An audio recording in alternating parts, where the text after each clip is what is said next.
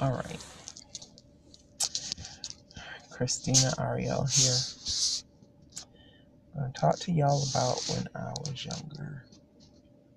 Things that I really normally don't talk about. Let's start off by saying my father was a 36-year-old man. My mother was a 16-year-old girl when I was born. And in my father's defense, he was told something different. My mother lied about her age, of which it took me years to find that out. Thankfully, her sister gave me this information before she passed on. Growing up, let's just say my mother made up um, her version of things, and then there was the truth of things that happened. So, and I think she did it just to kind of keep her children close to her for whatever reason. I was the oldest girl in a family of 7 children. So a lot of stuff was put on my shoulders. But anyways, I'm getting a little ahead of myself. I'm trying to stay focused on one train of thought or one line of conversation. It's just very hard when you have all this stuff inside you. And at the same time, you're really not sure what you're feeling, but you're trying to get these videos out. So my shame to the highest glory. Growing up with my mother was very difficult. It didn't have to be, I guess. It wouldn't have had to be. But there was like a disconnect with she and I, because I can't tell you why, but I'm assuming it was because at an early age, like, she sent me to live with my grandparents. Now, thankfully, I'm totally happy she did that, because those were some of the best years that I can remember. And it wasn't the stuff, it was the love, and it was my grandfather adored me, and I adored my grandfather. My grandmother adored me, and I adored my grandmother. They taught me the things that are in my character somehow. I don't know how to explain that, but it's just a lot of the things, a lot of their lessons guide me to this day and help me to look within myself and make sure that I'm not hurting or trying to harm someone. Now, I'm not perfect, but at the same time, I don't accept all these labels that people want to place on you, because a lot of people have ulterior motives to what they want done, because they have in their head of who they are, or like their gift or their mission or whatever. I don't know how to call it sometimes. And some people are genuine and some people are not. And for me, it's just really, it becomes overtly, where it used to be a thing of honestly not knowing, but now it's a thing of I see it before you even get it out of your mouth, because I'm sitting there and then I'm being told by the spirit, now this is going to happen because they feel this way or that way, so, and I know I'm not the only one, because I've talked to people in the past who see things like I see things, like spirits and things of this nature, things that people say that go bump in the night that people don't want to believe in, that we used to know about. Yeah. So basically, I grew up the oldest girl in a family of 7 kids. For the most part, we were just like any other family, nothing different. about us, just pretty much the same, living our lives. My mother was a missionary, so, we were always in church. Oh my gosh, were we always in church? We church so much, I got sick of church. But, when it's what you know, it's what you know. And you think you're doing something right. Or at least your parents are telling you are. I know, but anyways.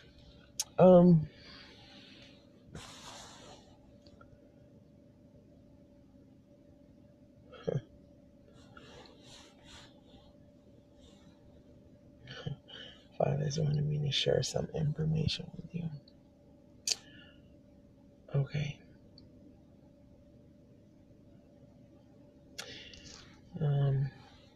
This is my recollection of what happened to me as a kid. And I'm sure there were younger times, because my first time ever touching myself in a weird way, I remember being really, really young.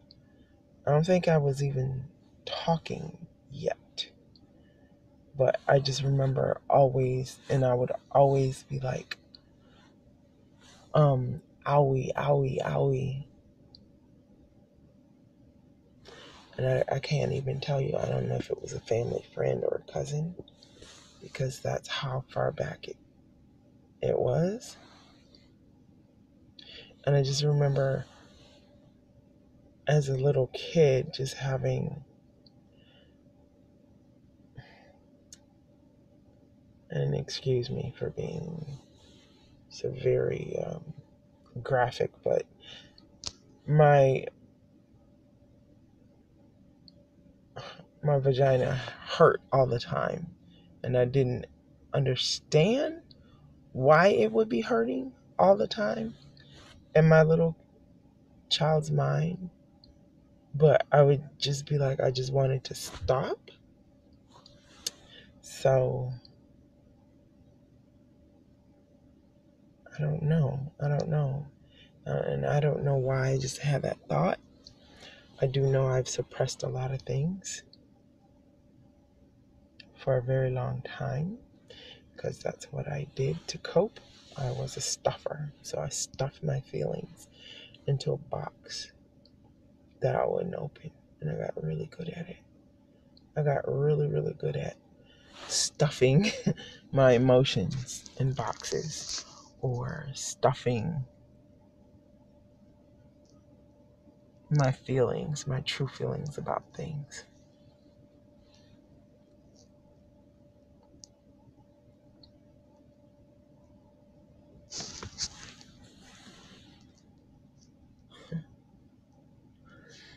So I remember touching my private parts for the first time. I was sitting in school. I still remember the classroom. It's really strange. I know I had to have been a toddler, because I was in a high chair. And I didn't want anything against my private area, because it was always in pain. So I'm not sure who was the cause of that. I just know it was sexual in nature, and I used to put my hands in my underwear all the time, all the time. I still remember that. And being in a high chair and thinking, like, why do people do this to other people? Like, why is this happening? Like, I don't know what my brain, like, I don't understand. As a toddler in a high chair, how could I have a cognitive thought of what I was experiencing and what was going on with me so young? I mean, people tell you can't, there's no way you can remember past this age or that age, but I have these memories.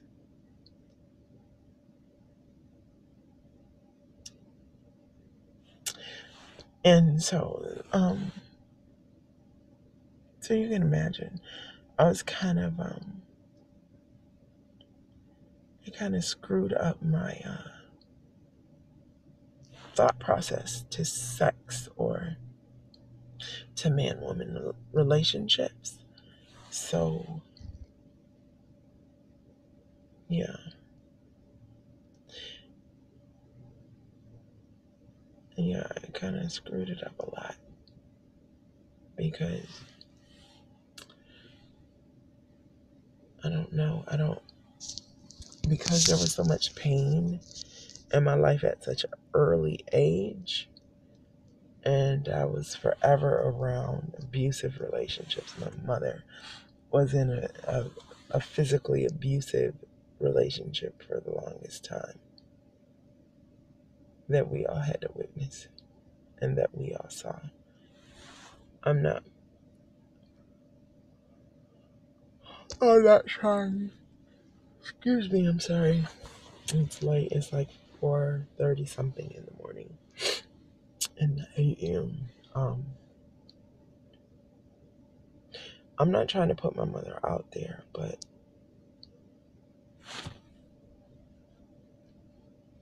there are a lot of things that happen in our lives growing up that we had no control over. And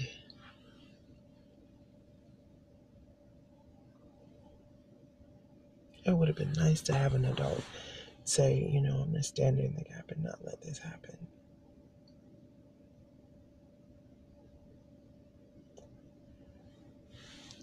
But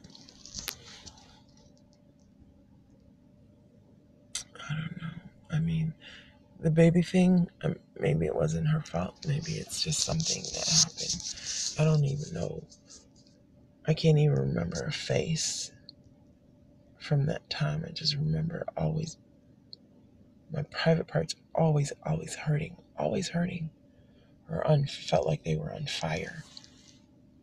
So I guess my thing is, if I'm not young and you're bathing me, shouldn't you know something's going on? Shouldn't you know something's not quite right? And not that I'm judging, I've been lied to my whole life. I was lied to for the longest time about my birth certificate and about my mother whether my mother was married or if she concocted this whole story of how she was married to my father, then they got a divorce, this, that, and then none of it ever happened. None of it ever happened. The strangest thing is he would have married her. He wanted to marry her. I think I was 15 or 12. I can't remember her exact age, but he wanted to help her. Like, there was something in her that he saw, that he loved, and that he wanted to nurture. And that I'm kind of thinking maybe only he could have done it. But I don't know. It's one of those things where I guess you could call it unrequited love or unrealized love or whatever. I don't know what those two had going on, but I was the only product of their union. So like I have no brothers and sisters that are from my mother and my father. I only have half brothers and sisters, whatever the heck that means. I guess they call it half because you only have one parent in common. I don't know. Because this halvesy stuff makes no sense to me because people aren't halves, or they're wholes. For the most part. I mean, we're wackadoodles that have things that happen to us that makes us halves, but nevertheless, I digress. But anywho, um, yeah, this video is making no sense. I guess the gist of the thing is, there are these memories that are coming back to me that I'm just trying to. I want them gone, man. I really just want them gone. I don't want to feel this stuff anymore.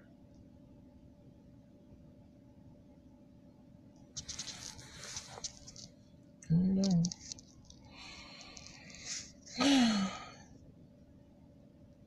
So with all this stuff happening to me,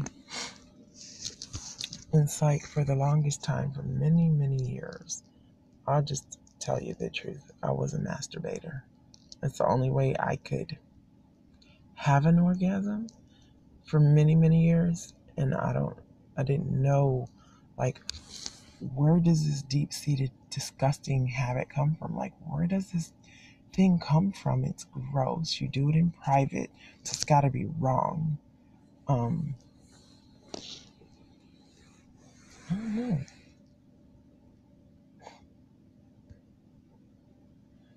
And then when I came into the truth and started listening to the elders' videos, at first I didn't know it was wrong, for sure. I thought it's better than, running around having sex with any and every who and not knowing what happens or going on with your private parts or your body, and catching some disgusting disease and then end up dead. So I rationalized it. Please know, anytime you have to make a disclaimer or say, I know I said or did this, but I felt like this, anytime you have to make a disclaimer, it's an excuse. And it's a reason to explain away your behavior, poor behavior usually. And that's for any and everybody. Um, wow. Yeah.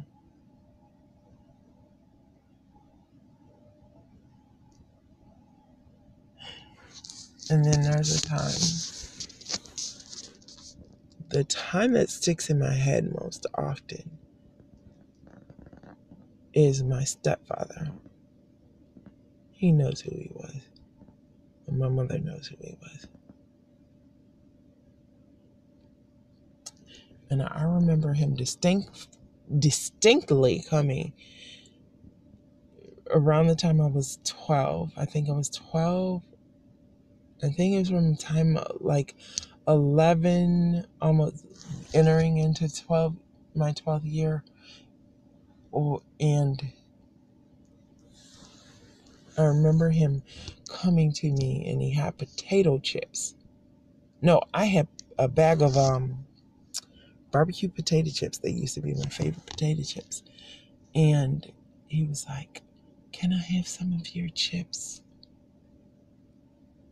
And I remember thinking, why can't he just get his own bag of chips? I wasn't a sharer. I didn't like sharing especially my food. But it was just something weird about the way he approached the situation. So my mother was gone and she would go do things, and then, because I don't know what kind of relationship they had, but it wasn't your typical relationship where the mother and the father go shopping and run their errands together and do all this thing. So my mother was basically trying to keep her household afloat, I guess you would say. And he was there for what reason, I do not know. But I remember him saying, "Oh, Christina, you're so pretty." And my mom had done my hair, and she had put it in twist, like a 2-strand twist situation. And I think I had 2 ponytails that day. And he was like, "You're so pretty, you're so sexy." And I remember thinking, a 12-year-old is far from sexy. What? And I remember thinking, what is wrong with him? And why is he saying these things to me? And he was just like, "Oh, you're going to be your mama. You're going to be you're the kid's mother when your mother's not around, huh? You're going to be doing your mama's duties when she's not around." And I remember being nauseous. And that's the first memory I think I have of really actually wanting to kill him. Want to kill him. Because I knew what he was saying or what he was trying to do.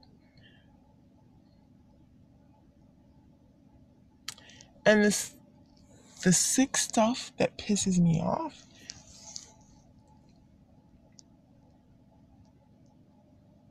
is that you knew, Mom. You knew. You knew this stuff was going on. And I guess in my head I had to disenfranchise that stuff from me because I had to make a reason and why I had to make a reason in my head or try to get around it or try to survive the situation and be okay with it. And I knew with the anger within myself of knowing that you knew from the conversations I would overhear in the arguments. I had to make it make sense. Because as a kid, I couldn't understand how does a mother sell her kids out? How do you do that? What about me was so horrible that you had to sell me out like that?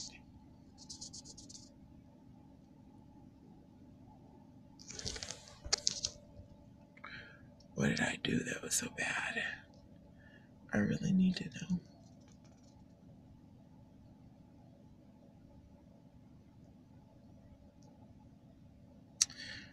I would have died for you. Any of us would have died for you. You were our whole world.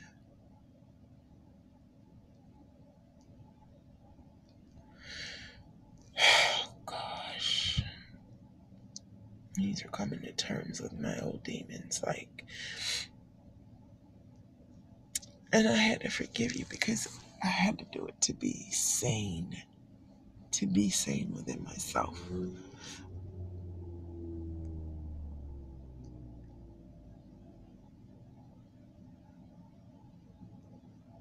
And the thing is, I didn't even really understand what love was until I had children of my own. And all my life, you've wanted to take things from me in one way or another.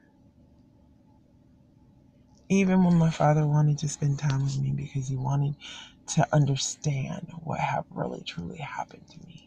And he said to me, when I visited him, like, you were truly intelligent, so why don't you let that shine? Like, why don't you talk a lot? You don't talk a lot. You gotta tell Dad, you gotta tell me what you want in life. Tell me what you want to do. Tell me where you want to go. Tell me what you want to be. Like, he was really trying to get to know me. But you were like, you're gonna leave me? You're gonna leave me for your daddy? It's not fair that I raised you, now he wants you back. I was a kid. I deserved to know my father. I deserved to spend that time with him. He understood me. He was most like me. He could have taught me so many things. But because I needed to stay loyal to you, I didn't get to know him. And that's my stupidity. But at the end of the day, it's a seed you planted in your little world of whatever that you make up for yourself. And make everybody else follow. And even now, me being in the truth and talking to my sister and her wanting to follow the Father and wanting to learn more about the truth, you call me things that I am not. You call me demonic, you call me evil, you call me all kinds of names. And we both know why. It's because I no longer seek to your approval. I no longer run myself ragged or turn myself inside out to meet or fit what you want or what's acceptable to you. I don't do that anymore.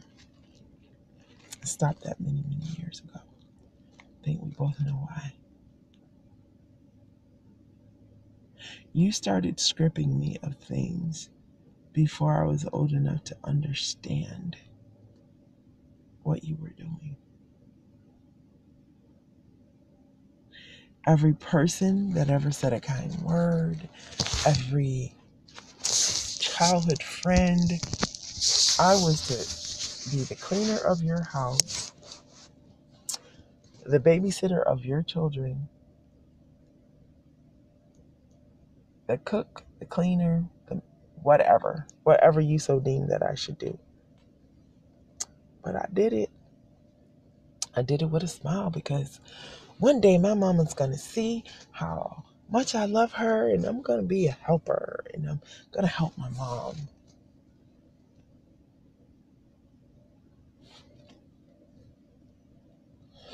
Everything you've ever said to me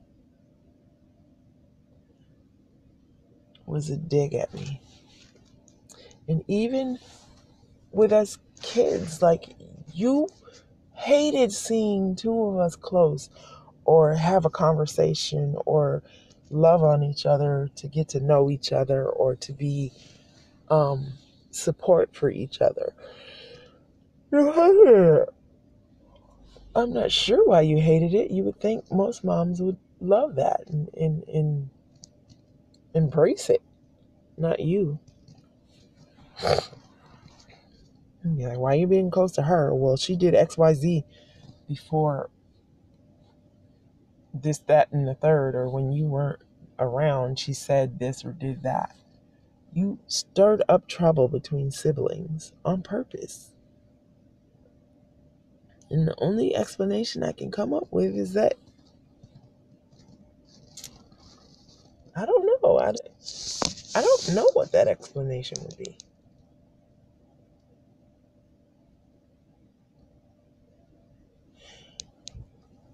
Huh.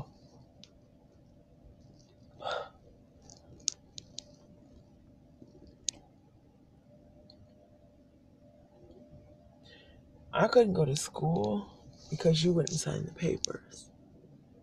There's so many things that you took that I just got used to having things taken. I got to the point that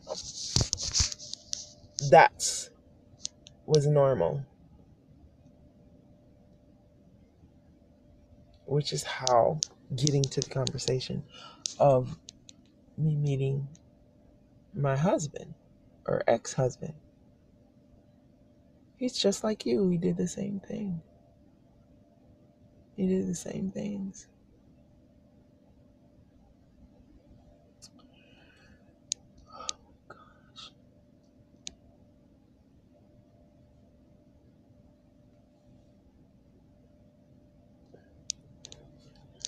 I'm at the point now, it's just,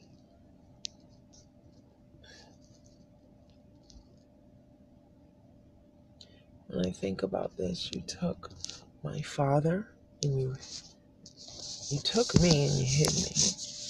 I wasn't allowed to see him at all, which that was the only normal thing in my life was my dad and his family.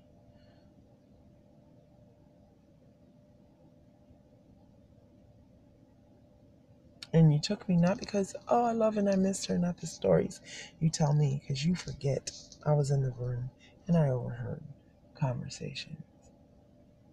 When you go get her so you can get more money, because you were getting apparently subsidized vouchers or whatever, money vouchers for me.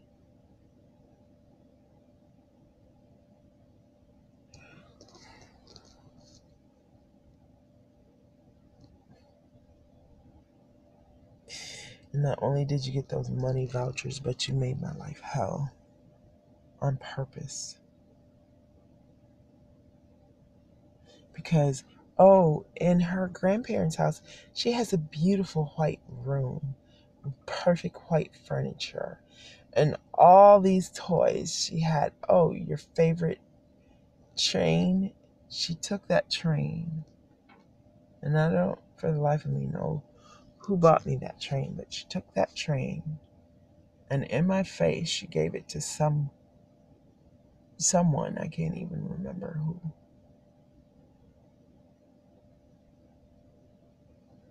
And then you looked at me and you smirked.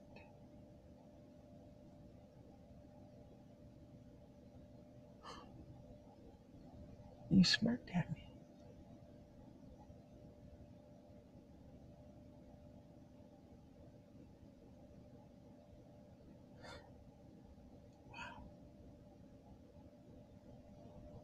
I think that was the moment I knew you hated me.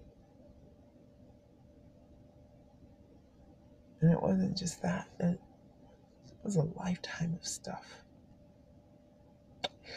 Whenever anything good would happen to me, you'd pray, you'd work for something bad to happen. It had to. And then you'd say, I hate you because you're just so prideful. I'm a little kid. So what did I know about pride? What did that even mean? What did those statements mean? You beat me. You allowed your boyfriend to beat me and molest me.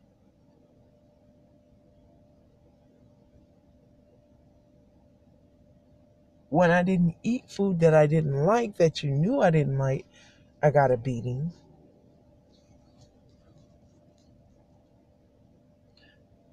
I got welts on my back and on my body now from extension cords beat downs. And then you hit me with a Coke bottle and you were pregnant with my sister Jessie Mae. Because I didn't move fast enough when you asked me to go do something. Because I was reading and doing my homework. At least I think it was my homework.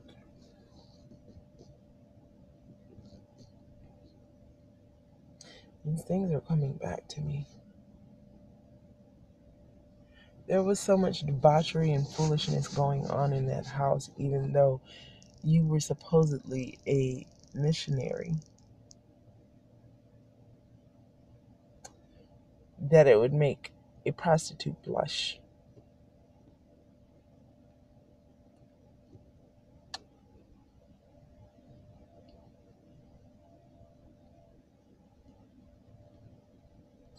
And then you wonder what was wrong with the girls. You wonder what was wrong with the children.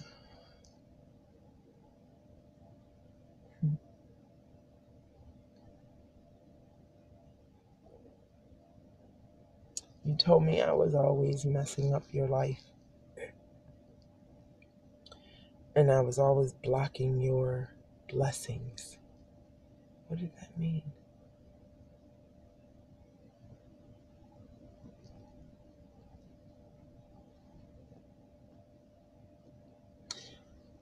I loved you. I would have done anything just to get a smile from you as a kid.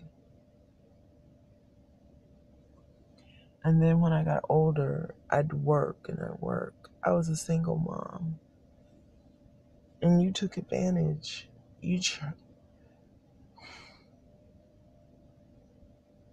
And even right now, doing this video, because I'm supposed to purge myself, even now I feel like somehow I'm doing something wrong because I'm talking about things that have shaped me and molded me or mismolded me or misshaped me. And I'm feeling like I'm hurting you or I'm doing something bad that I shouldn't do.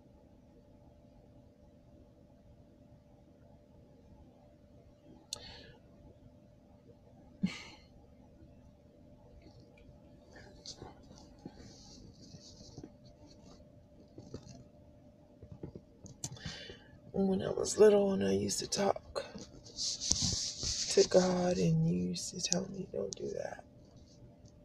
People think you're crazy. He told me then, he said, you can't be mad at your mother because she's hurting inside too.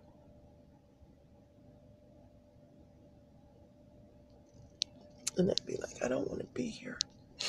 Just take me, just kill me so I don't have to be here. As a little kid, I remember praying for death because I didn't want to be with you. I didn't want to be in that situation. And like he always does, he rerouted my thinking. Somehow he rerouted my thinking to think, what good things could you help your sisters and brothers with? What good things can you impart on them or do for them? I know your mom isn't doing this, or this for you, but what can you do to turn it around for your sister or your brother? So it's like I could be supportive, and I could be a listener, and I could do all these things for them, and I could look out for them and protect them.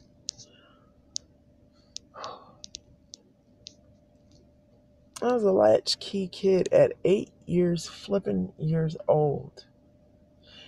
And when I was younger, to try and talk to you about this stuff and these feelings that I had, it was like, you're judging me, and I'm not perfect, and you're not either, and da-da-da. I just wanted to talk it out and understand it. I needed to understand you. And I was trying to understand you so we could move on, so I could lay that stuff to rest. And even now, I mean, it's not that I hate you, it's just these are the things that happened in my life that actually shaped me. The things that made me feel like I was less than. Because all my life, you made me feel like I was less than. You would say things, you talk down to me. You say demeaning things like, if I said, Mom, guess what happened in school today? You say, what, you got an F?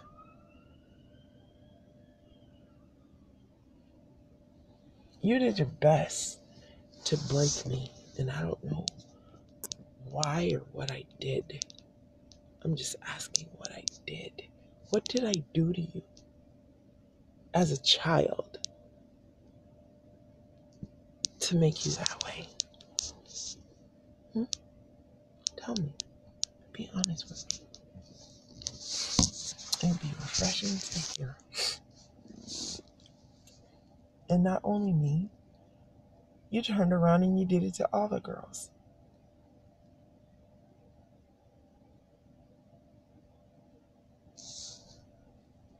You would say to us, I have one child that I am concerned with. That's my son. You girls, I could care less what happens to y'all. These things came out of your mouth. As a mother,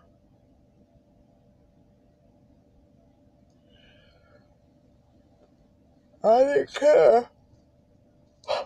I followed you around like a lovesick puppy, trying to get you to see me and notice me and love me. And even to this day, you still bring me pain, and I can't understand. For the longest time, I thought there was something wrong with me. Something really, really wrong. Because if your mother can't love you, what the heck you got going on, honey? Because, no.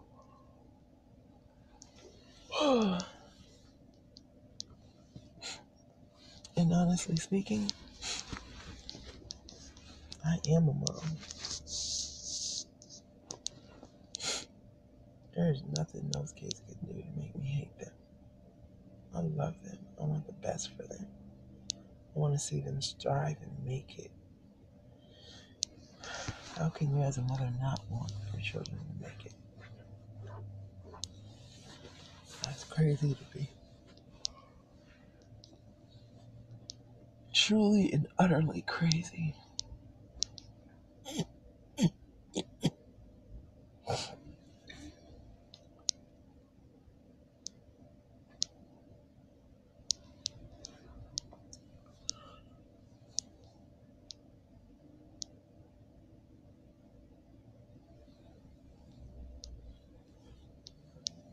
The things we endured as children, I don't even understand why we had to. And you were in the church. You went to church every Sunday. Choir rehearsal. Both choirs. You cleaned the church. You were a missionary in the church. So, to the church, you were a pillar in the community. But you hated your kids.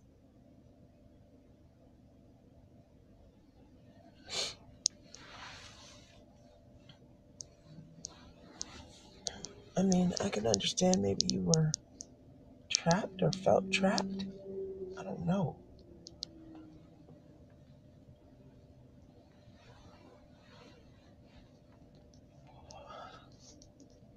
But at the same time, you control your own destiny. You decide what will or will not happen. It's how,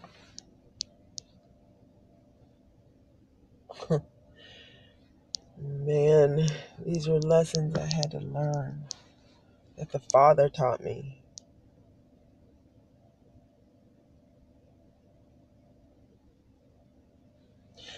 Choice is a powerful tool. For the righteous, it's a blessing. For the unrighteous, it's definitely a curse.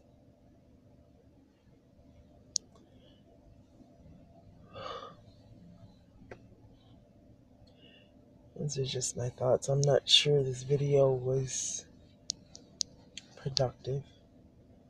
It's just the thought that I had in my head from yesteryear. Trying to purge myself of this dysfunction and dis-ease about my past life or before coming into the truth. I don't know how to call it.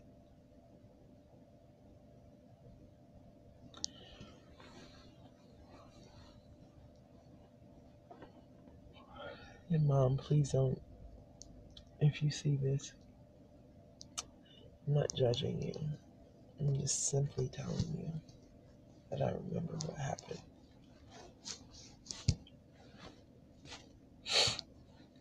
I remember what happened. I was privy to everything. I was the oldest girl. You turned my sisters and brothers against me because you felt like that's what you wanted to do, because you didn't want to be confronted with any of your stuff once we got older. And when I confronted you, you faked a cry, and then you called everybody in the family and said, she's being belligerent to me, and she's doing this, and the third, and she's going to hell. She's evil. Yet that same Bible you read says, woe unto those who call evil good and good evil. You haven't seen me, Mom, in what, the last 10 years, maybe 15?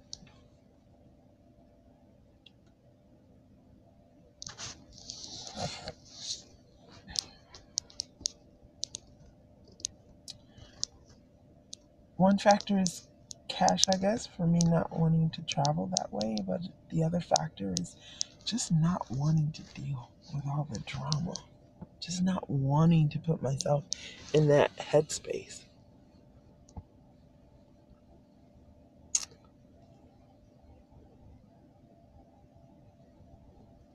But I'm sure in your mind you'll make it out to be something else.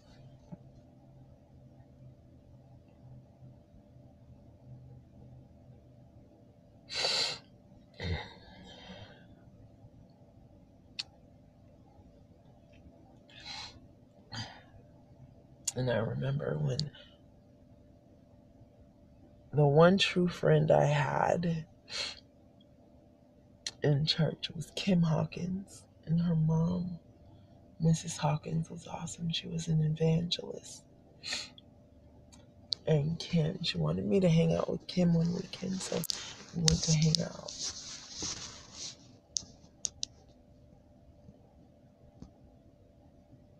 And I love their house because it was such a happy house. And she taught us girls things like canning, and we'd go outside in the backyard and we'd can the vegetables from the farmer's market. And I thought she was just the coolest person ever. Kim was like, oh, this is boring, I don't want to do this. But I thought it was the best thing ever because it gave me a glimpse of my grandmama again. And it made me feel happy because it was something my grandmother and I shared.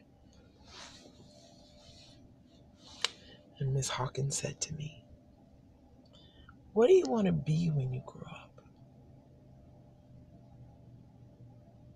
And I was like, huh? She's like, you, Christina, what do you want to be when you grow up? And I told her something crazy like alive. I just want to be alive. And she said, baby, you are alive. And I said, no, I want to live.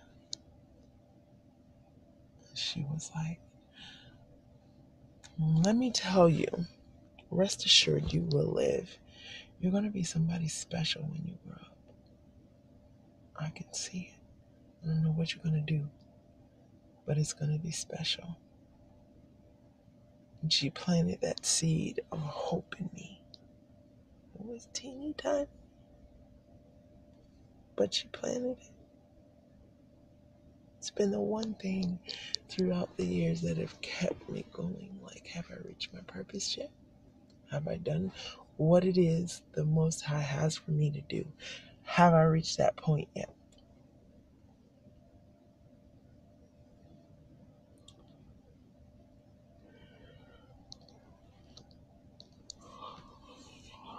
And I would think I'd have to say no.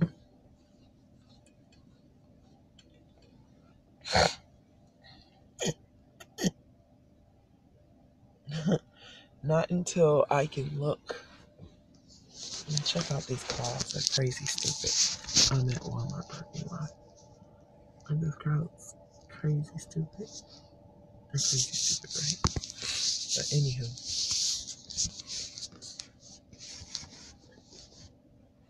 she's one of the many people that loved on me through those difficult times. And my fifth grade teacher, Mrs. Harris, who gave me my first blue, it was a beautiful royal blue coat. And she wanted to just take me home because she just loved me. She used to say to me all the time, she said, you can sit here by my desk and help me correct the papers. But she would say to me all the time, I don't have a little girl. I would love it if you were my little girl. And I was just like, well, my mom says, this, and my mom says that. And she's like, well, let's think about positive things you are. Let's not think about the negative things you are.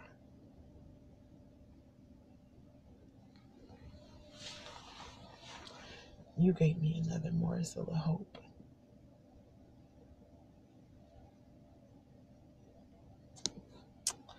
And she let me blossom and shine. She started doing talent shows on Wednesdays. I think it was Wednesdays or Thursdays were our talent shows in the fifth grade. And she did it just so I would have an outlet to do what I wanted to do. She would say, you can come in and read a book, or you can do a little skit, a little short skit or whatever, but you can do something. And it sparked a bug of an acting bug or whatever at the time. I was just searching for something to do or be that made me a better me.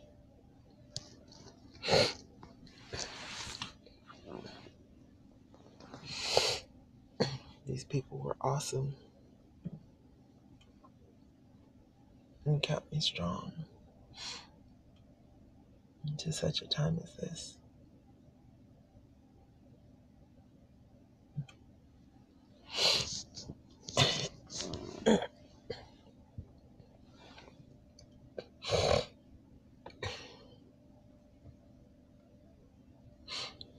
I only had a couple people that I can say I really could count on. My grandfather and my grandmother. Greg Betterson, you know who you are.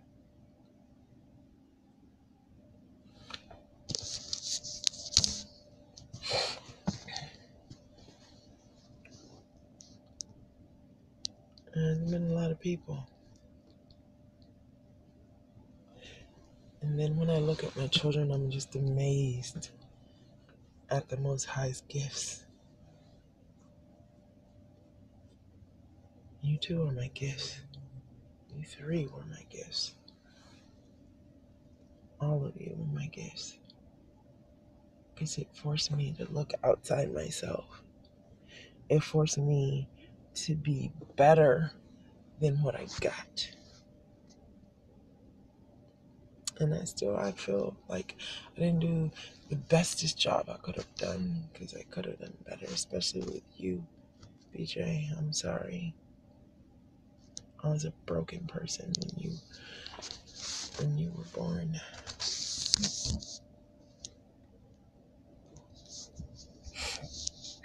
I was working myself to the bone. I had 3 friggin' jobs, trying to make ends meet in a little attic apartment, trying to be everything for you. Your father was 18 years older than me, but yet I had to work like a dog just so I could take care of you. And it was hard, I won't lie. There were times I would just cry and cry and cry and cry and cry and cry and cry and cry.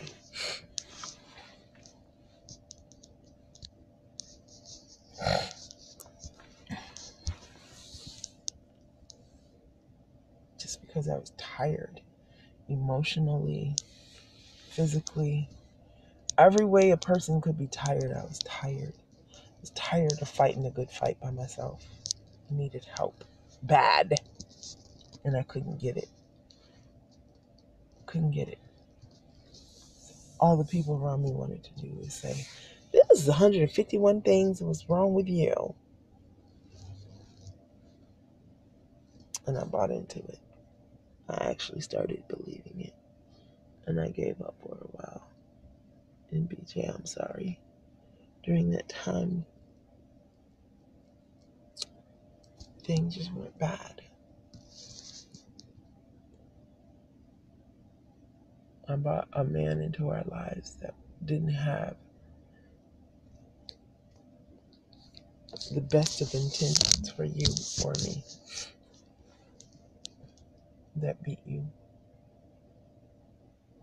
So much to the fact that you don't even talk to me.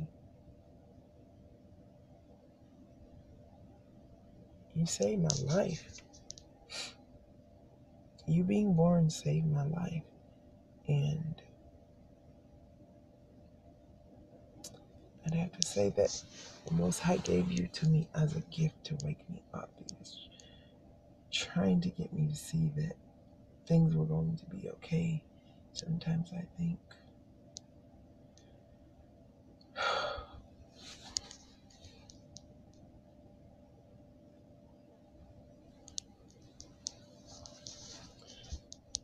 that I was being good by having you, but I feel like I brought you into this world of drama and trauma without protection.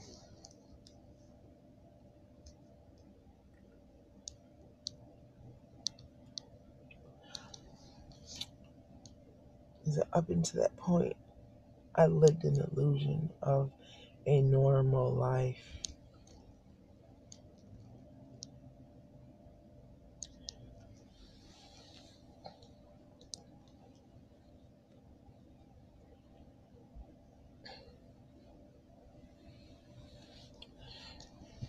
And it's hard when you feel like there's always been this invisible war going on for your soul. And you feel like nobody understands what you're saying. And you feel like everybody's looking at you like you're a crackpot.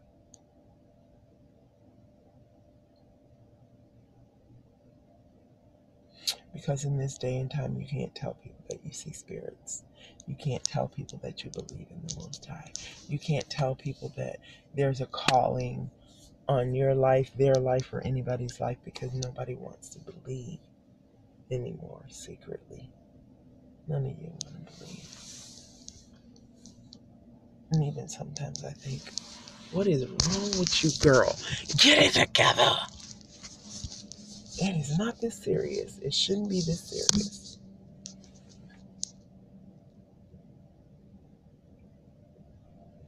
What I wouldn't give to talk to my grandmother or my grandfather right now. And I say that, I'm not saying, if they were around right now, I know I could say I have true wisdom. I have some wise people that I can talk to. Very few of those anymore. Very few. People run around acting like they're wise, trying to be wise, or putting on personas as if they are. But there's very few wise people.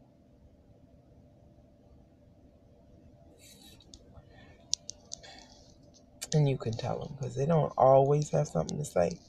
But ooh, boy, baby, when they say something, you better believe it came from deep down within.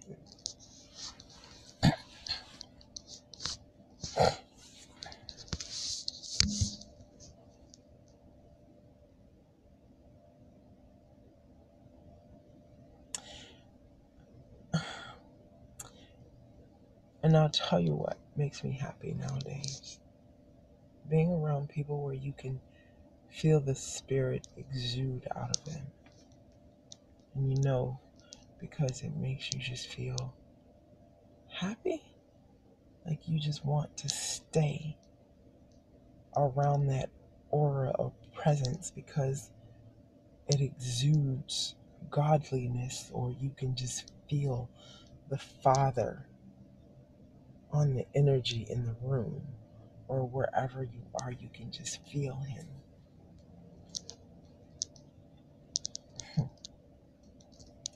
And that doesn't happen a lot to me, but it has happened a couple of times. And some of the brothers and sisters that I meet, and I won't say their names, but it's always a welcome surprise and experience. I've watched people that started off one way and they've become some very beautiful people. Truly beautiful. Truly, truly beautiful. With no false pretense or fakery or flammery or projected righteousness. They're just content in being themselves. They don't look for the crowd. They don't look to put forth a certain effort. They're just themselves. And it's really refreshing. It's really, really refreshing. People like that, I can sit around all day. I can sit around them all day.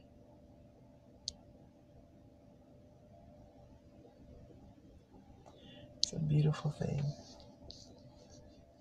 That's what I'm striving for. You can see the spirit light on some people. Like it's just a beautiful, it's like having a wood burning stove lit in a cold country house on a cold winter's day when it's 6 below outside or 50 below outside. It's just a beautiful thing. So beautiful.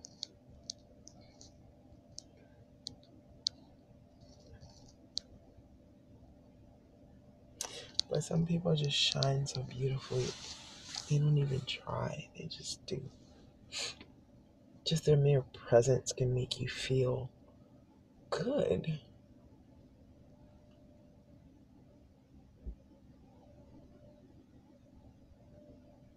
It's a beautiful thing. That's a blessing.